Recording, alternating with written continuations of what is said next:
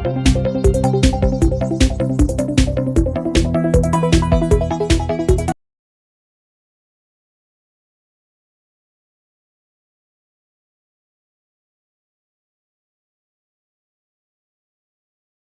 को लाइक करें, सब्सक्राइब करें, शेयर करना ना भूलें।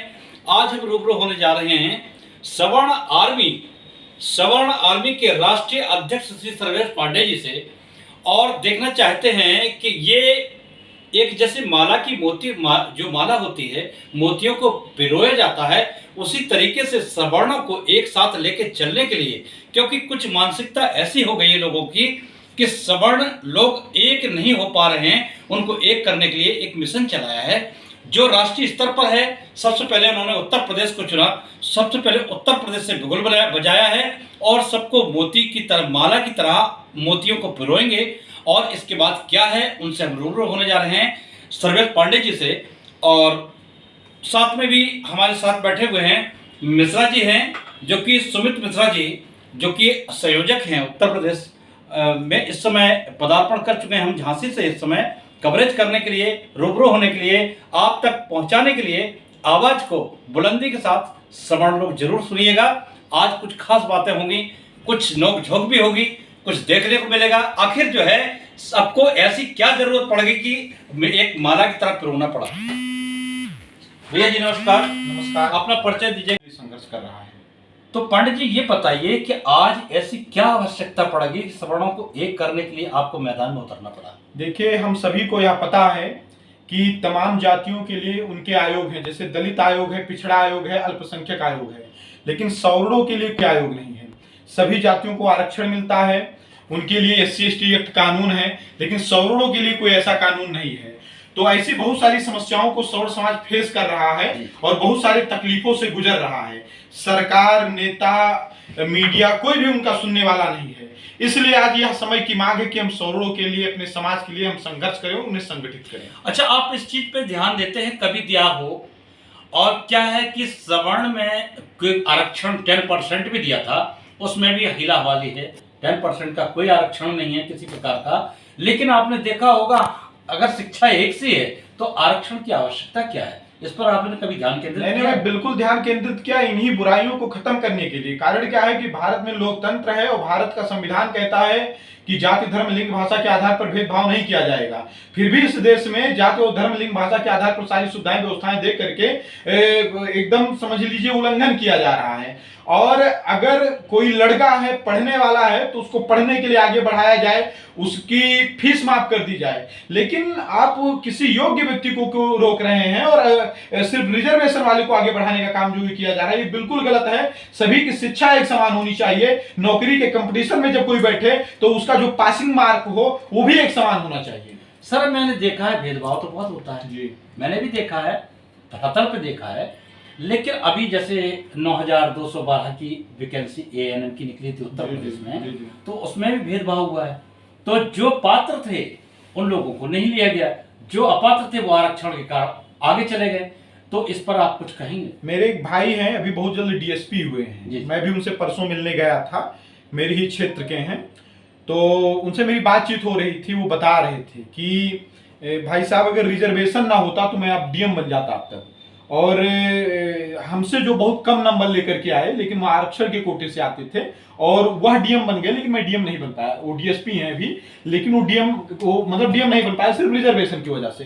तो ऐसी बहुत सारी अव्यवस्थाएं हैं, और सिर्फ यही ANM वाले में ही नहीं, हर एक नौकरी में ऐसी व्यवस्था है सरकार के द्वारा। और ये आज से नहीं, 75 साल से चली आ रही व्यवस्था, और ये व्यवस्था अब खत्म होनी चाहिए, और इसको खत्म करने के लिए हम लोग इस मुहिम को चला रहे हैं। सर, ये बताइए पांडे जी कि व्यवस्था तो काफी समय से चली आ रही है, लेकिन आज आपके जहन में, अंतःकरण में ये कैसे जागा कि ये होना आवश्यक है? देखिए, कारण क्या है कि ये तो दुर्भाग्य रहा है कि हमारे पूर्वज इसके खिलाफ मुखर होकर के नहीं बोल पाए हैं, लेकिन समय समय पर बोलते रहे। जब 89 के दशक में मंडल आयोग आया तो पता नहीं कितने सवर्णों ने आत्मदाह कर लिया, पता नहीं कितने सवर्ण बच्चों ने अपने आप को मौत के हवाले कर दिया। तो समय समय पर आवाज तो लोग उठाते रहे, लेकिन सरकारों ने कभी हमारी बात को, हमारी आवाज को सुना नहीं। इन्होंने हमेशा अनदेखा करने का प्रयास किया। हमने एक प्लान बना करके, हमने यह संकल्प लेकर के हम आगे बढ़े हैं कि अभी जो लड़ाई होगी ये आर पार की लड़ाई होगी। जब तक सांस है समाज के लिए संघर्ष करेंगे और एक एक व्यक्ति को जोड़ने का प्रयास करेंगे। जी जी, जैसे कि अभी प्रधानमंत्री जी ने कहा है कि मैं एक समान दृष्टिकोण से सबको देखूंगा, तो क्या समानता नजर आ रही है आपको? प्रधानमंत्री जी ने जो कहा है उन्होंने झूठ कहा है, वो बिल्कुल झूठ बोल रहे हैं। आपका ध्यान में दिलवाना चाहूंगा 2019 के पहले जब SC/ST एक्ट पर सुप्रीम कोर्ट ने फैसला दिया था कि जांच की व्यवस्था होगी, जांच के बाद गिरफ्तारी होगी, तो सुप्रीम कोर्ट से ज्यादा योग्य नरेंद्र मोदी जी नहीं है। सुप्रीम कोर्ट से ज्यादा योग्य, क्योंकि नरेंद्र मोदी जी की शैक्षिक योग्यता नहीं है, लेकिन सुप्रीम कोर्ट के जज की शैक्षिक योग्यता होती है। लेकिन उस फैसले के खिलाफ भी जाकर नरेंद्र मोदी जी ने SC/ST एक्ट कानून को बनाया, मजबूत किया इस कानून को। तो जब उन्होंने उस कानून को मजबूत किया, फिर वो कैसे एक समान सभी को देखते हैं? तो सिर्फ उनकी झूठी बातें, इनका कोई मतलब नहीं है। अगर वो एक समान देखते हैं तो किसी एक जात के लिए SC/ST एक्ट क्यों? सवर्णों के लिए अगर SC/ST एक्ट बना रहे हैं तो सवर्णों के लिए सवर्ण एक्ट बनाए। अगर हम किसी दलित को दलित होने के नाते कुछ नहीं कह सकते हैं, तो कोई दलित सवर्ण होने के नाते सवर्णों को गाली कैसे दे सकता है? क्या इस चीज पे आप ध्यान केंद्रित कर सकते हैं, लोगों से कह सकते हैं कि वाकई में शासन से भी क्या इनका जो आरक्षण जो दिया गया था केवल 10 वर्ष के लिए, बिल्कुल बिल्कुल बढ़ते बढ़ते एक पूंछ की तरह बढ़ती चली जा रही है। बिल्कुल। तो आरक्षण में इसका सर्वे होना आवश्यक है कि नहीं? इसकी समीक्षा 1960 में होनी चाहिए थी। अंबेडकर जी ने भी कहा था कि 10 साल के रिजर्वेशन दिया जाएगा, 10 साल के बाद जो आरक्षण होगा वो हमारे समाज को पंगु बना देगा। लेकिन इस देश के नेताओं ने अपने तुष्टीकरण की राजनीति के कारण, जातीय राजनीति के कारण, वोट बैंक के कारण इन्होंने बिना समीक्षा किए, बिना चिंतन के, बिना मनन के लगातार कंटिन्यू ये रिजर्वेशन को बढ़ाते रहे। इसको तो आज से 60 साल पहले, 65 साल पहले इसकी समीक्षा हो जानी चाहिए। तो रिजर्वेशन का जो कारण है कुछ रहस्य छिपा हुआ है जी, खुल के बोलिएगा, ये रिजर्वेशन क्यों बढ़ाते चले जा रहे हैं, इसका कारण क्या है? मैं फिर कह रहा हूं आपको, ये लोग सिर्फ वोट बैंक की राजनीति करते हैं। इनको ऐसा लगता है कि जो दलितों का एक बहुत बड़ा वोट बैंक है और हम आरक्षण देते रहेंगे, इससे दलित हमें वोट देता रहेगा, जबकि यह देश के लिए नुकसानदायक। राष्ट्राध्यक्ष जी, मेरा एक अंतिम क्वेश्चन है आपसे कि यहाँ श्रवणों की जो युवा हैं, छोटे छोटे बच्चे हैं, जिनकी पढ़ाई की कहीं ना कहीं उतार चढ़ाव नहीं हो पा रहा, उनके लिए आपकी कमेटी क्या करेगी? देखिए, सवर्ण समाज बहुत बड़ी समस्याओं से गुजर रहा है। आज सबसे ज्यादा गरीबी का सामना सवर्ण समाज कर रहा है। बहुत से ऐसे सवर्ण समाज के लोग हैं जो गरीबी और भुखमरी के कगार पर हैं। बहुत से ऐसे सवर्ण समाज के बच्चे हैं जो पैसे के अभाव में पढ़ नहीं पा रहे हैं, अच्छा खाना खा नहीं पा रहे हैं। और ये सारी समस्याएं ना होती तो मुझे सवर्णों के लिए लड़ने की आवश्यकता ना पड़ती। और इसी दिशा में हम काम कर रहे हैं। मैं पूरे अपने सवर्ण समाज को संगठित करूंगा, संगठित करने के बाद अपने पूरे समाज को मजबूत करूंगा। और हमारे समाज के जितने भी ऐसे बच्चे हैं जो पढ़ने लिखने वाले हैं, आगे बढ़ने वाले हैं, हम प्रयास करेंगे क्योंकि उनको संगठन की तरफ से मदद किया जाए, समाज से सहयोग लेकर के मदद किया जाए और उनको आगे बढ़ाने के लिए काम किया जाए। सर, हम आपसे ये पूछना चाहते हैं कि EWS का जो 10% दिया है, ये लॉलीपॉप है क्या? बिल्कुल लॉलीपॉप है, ये लॉलीपॉप ही है। जब 2019 में एक बहुत बड़ा विरोध हुआ 2019 के बाद और मध्य प्रदेश, राजस्थान, छत्तीसगढ़ में भाजपा की सरकार गिर गई, तो इन्होंने लॉलीपॉप दिया चुनाव जीतने के लिए 19 में। ये सिर्फ लॉलीपॉप, इसका कोई मतलब नहीं। आपको एक बात बताना चाहता हूं, सवर्ण कभी आरक्षण की कृपा पर जिंदा नहीं था और ना ही आरक्षण की कृपा पर वो आगे बढ़ा है। सवर्ण हमेशा अपनी ताकत, अपनी क्षमता, अपनी योग्यता से बढ़ा है। तो हमें किसी आरक्षण की आवश्यकता नहीं है। ये आरक्षण खत्म कर दे इस देश से, क्योंकि ये आरक्षण किसी जात के लिए नहीं, पूरे राष्ट्र के लिए नुकसानदायक है। तो आप ये बताइए, इस समय आप उत्तर प्रदेश में सघन अभियान चला रहे हैं,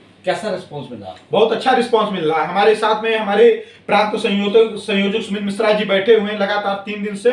और अभी हम लोगों की एक सभा भी हुई थी और अभी कल जो है हम लोग ललितपुर भी जा रहे हैं लगातार। और सबसे बड़ी बात क्या है कि यहाँ पर जो भी व्यक्ति मेरे साथ जुड़ रहा है वह निस्वार्थ जुड़ रहा है, अपना पैसा लगा करके, अपना समय नष्ट करके वो हमारे साथ जुड़, क्योंकि वो विषय की गंभीरता को समझ रहा है, वह अपनी जिम्मेदारी को समझ रहा है और जुड़ करके समाज को जोड़ने और जगाने में सहयोग कर रहा है। तो इस समय श्रवण समाज से हमारे चैनल के द्वारा कोई आह्वान करना चाहेंगे? देखिए, मैं आपके चैनल के माध्यम से अपने सौर समाज के लोगों से कहना चाहता हूं कि देखिए, हमारे बाप दादाओं ने भी पार्टियों के झंडे डंडे ढोए और हम भी पार्टियों के झंडे डंडे ढो रहे हैं। तो क्या हमारी आने वाली पीढ़ियां भी पार्टियों के झंडे डंडे ढोएगी? क्या हम सिर्फ और सिर्फ भाजपा, कांग्रेस, सपा, बसपा के बूथ अध्यक्ष, ब्लॉक अध्यक्ष, जिला अध्यक्ष तक सीमित रह जाएंगे? और जब बड़े पद पर बात आएगी तो इन आरक्षित कोटा वाले लोगों को इन पार्टियों के द्वारा दे दिया जाएगा। राष्ट्रपति बनने की बात आएगी तो सिर्फ द्रौपदी मुर्मू बनेगी, अडानी नहीं बनेगी, क्योंकि अडानी ब्राह्मण समाज से है। तो एक बात मैं कहना चाहता हूं कि अगर लड़ना ही है तो अपने समाज के लिए लड़िए। लड़िए, अपने आने वाली पीढ़ियों के लिए लड़िए, क्योंकि जिस तरीके से पाकिस्तान के बंटवारे पर गांधी और नेहरू से प्रश्न पूछा जा रहा है, उसी तरीके से सवर्णों की दुर्गति पर आने वाली पीढ़ियां हमसे आपसे प्रश्न पूछेंगी। और इसीलिए मैं निवेदन करना चाहता हूं कि आप अपने समाज के लिए लड़िए। अभी आप राष्ट्रीय अध्यक्ष सर्वेश पांडे जी को सुन रहे थे, उनके विचारों को सुन रहे थे, और शायद लगभग सवर्ण समाज संतुष्ट हुआ होगा कि ये मिशन क्या है और मिशन कैसे काम करेगा। आप लोगों को जागरूक होना चाहिए। इसी के साथ हम मिलना चाहेंगे सुमित मिश्रा जी से, और जो मिश्रा जी जो है राष्ट्रीय संयोजक के रूप में है, इस समय प्रांतीय संयोजक के रूप में है, और हम मिलना चाहेंगे उनके विचार क्या हैं, उत्तर प्रदेश को कैसा बनाना चाहते हैं, कैसा लोगों से रिस्पॉन्स चाहते हैं। तो आप बुंदेलखंड प्रांत की बात कर रहे हैं, तो झांसी चित्रकूट भी शामिल है इसमें। तो आज हम जो है सुमित मिश्रा जी, जो कि सवर्ण आर्मी के संयोजक हैं, उनसे हम रूबरू होने जा रहे हैं। इनके जरा विचारों को सुनते हैं, क्या इनके विचार हैं, क्या उद्गार हैं, क्या जनता को पेश करना चाहते हैं और सवर्णों को कैसे जोड़ना चाहते हैं, हम पूछते हैं। भैया जी नमस्कार, अपना परिचय दीजिए दर्शक। मेरा नाम सुमित मिश्रा है, मैं सवर्ण आर्मी का बुंदेलखंड प्रांत संयोजक हूँ और मैं झांसी का रहने वाला हूँ और सवर्ण आर्मी के लगातार काम कर रहा हूँ, सवर्णों को जोड़ने का काम कर रहा हूँ। जो हमारे राष्ट्रीय अध्यक्ष सर्वेश पांडे जी हैं, उनके साथ मिलकर हम लोगों को जोड़ने का काम कर रहे हैं और लोग जुड़ भी रहे हैं। हमें रिस्पांस भी अच्छा मिल रहा है। हमारे जो मंडल हमारा जो प्रांत है बुंदेलखंड प्रांत, एक जो प्रांत है उसमें 2 मंडल आते हैं, एक चित्रकूट मंडल और एक झांसी मंडल। तो झांसी मंडल में अभी हमने कार्यकारिणी गठित की है, झांसी में, ललितपुर में और महोबा चित्रकूट मंडल में आता है। तो चित्रकूट मंडल में हमने कार्यकारिणी गठित कर ली है और धीरे धीरे हम चाह रहे हैं कि सारे जितने भी मंडल हैं, जालौन रह गया है, ललितपुर रह गया है और हमीरपुर रह गया है। मंडल के साथ साथ फिर जिलाध्यक्ष भी आप नियुक्त करेंगे? हाँ, ये सारा जो जितने भी जिलाध्यक्ष हमने अभी नियुक्त किए हैं, ये अभी जालौन का हो गया, ललितपुर का हो गया, तो प्रोसेस चल रही है। तो आप चैनल के माध्यम से इस मिशन में जोड़ने के लिए लोगों से आह्वान करना चाहेंगे? मेरा यही आह्वान है कि हमारे पास एक ब्रांड है सर्वेश पांडे जी के नाम पे, और हमें लगता है मोस्टली लोग जानते हैं सर्वेश पांडे जी को।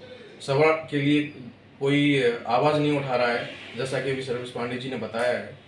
और सर्वेश पांडे जी यहाँ आए हैं तो बुंदेलखंड के युवाओं से, बुंदेलखंड के लोगों से, बुंदेलखंड के सवर्ण समाज से मेरा यही कहना है कि आप हमारे साथ आएँ और निस्वार्थ भाव से आएँ और अपने समाज के लिए अपना काम नहीं छोड़ना है, लेकिन कम से कम समाज के लिए एक दिन दें। मिश्रा जी, मैं आपसे एक चीज़ कहना चाहूँगा कि झांसी के, क्योंकि आप निवासी हैं, तो झांसी में आपने आम चीज़ें क्या देखी हैं श्रवणों के लिए? सवर्ण के लिए हमने आम चीज़ें ये देखी हैं कि अभी हमारा जो सवर्ण युवा है, एक तो भटका हुआ है थोड़ा सा शिक्षा के माध्यम से भी, और दूसरी चीज़ इधर उधर भटकाव है। तो हम चाह रहे हैं कि वो एक साथ आएँ, एक मंच पे आएँ, जो इनकी एनर्जी इधर उधर वेस्ट हो रही है, और तो उनको जोड़ने का प्रयास कर रहे हैं। और एक सवर्ण संगठन, जो सवर्ण आर्मी का हमारा संगठन है, उसको हम लगातार बढ़ाने का प्रयास कर रहे हैं। तो मिश्रा जी, अगर हम ये कहना चाहें कि मोतियों को माला कैसे बनाएंगे, तो आप इन चीज़ों में वर्क कैसे करेंगे? क्योंकि आपका बहुत लंबा प्रोसीजर है, क्योंकि सभी श्रवणों को आपको जोड़ना है और सभी भाइयों को अपने एकत्रित करना है, क्योंकि माला बनाना है सबसे बड़ी। कहीं ना कहीं तो कठिनाई आई होगी, थोड़ी बहुत कठिनाइयाँ डेली आ रही हैं, कोई जैसे कोई मिलने आता है, कोई बात करता है, कोई कहता है हमें क्या मिलेगा, ठीक है। तो कठिनाइयाँ बहुत आती हैं, लेकिन हम इस कठिनाइयों को पार पाएंगे। और कठिनाइयाँ तो आती रहती हैं, अच्छे काम के लिए कठिनाइयाँ आती हैं। और हम जो आप बोल रहे हैं कि मोतियों पे की माला कैसे बनाएंगे, माला नहीं हार बनाएंगे। क्या माला छोटी है, हम हार बनाएंगे उसका। क्या बात है। तो अभी हम सुमित मिश्रा जी से बातचीत कर रहे थे और खोजना चाह रहे थे आखिर इनके विचार क्या हैं। तो मैं कहना चाहूंगा चैनल की ओर से कि वास्तविकता तो यही है कि आज सवर्ण समाज बिखरा हुआ है और इस तरीके से डाइवर्ट कर दिया है माइंड को कि वो एकता के सूत्र में बंधना नहीं चाहते हैं। तो उनको थोड़ा जो है एक्टिवेट करने के लिए बहुत जरूरी है। और सवर्ण जब तक एक्टिवेट नहीं होगा, अपने हक की लड़ाई नहीं लड़ेगा, तब तक उसे कुछ मिलने वाला नहीं है। अभी आपने सर्वेश पांडे जी को सुना, राष्ट्रीय अध्यक्ष जी हैं, और उनके विचारों को सुना, और विचारों से जहां तक आप सहमत जरूर होंगे। और मैं चुप चैनल से हूं, तो सवर्ण समाज से मैं भी आता हूं, सहमत तो हूं, पर मैं एक पत्रकारिता की श्रेणी में आता हूं, इसलिए आप लोगों को मैं जागरूक करना चाहूंगा, वास्तव में हक की लड़ाई नहीं लड़ोगे, जब तक हक अपना छीन के नहीं लोगे तब तक हक मिलने वाला नहीं है। आप लोगों को एकता के सूत्र में बंधना आवश्यक है। इसी के साथ हिमांशु मिश्रा के साथ मैं Satyendra Saxena, Indian times chief editor, Jhansi.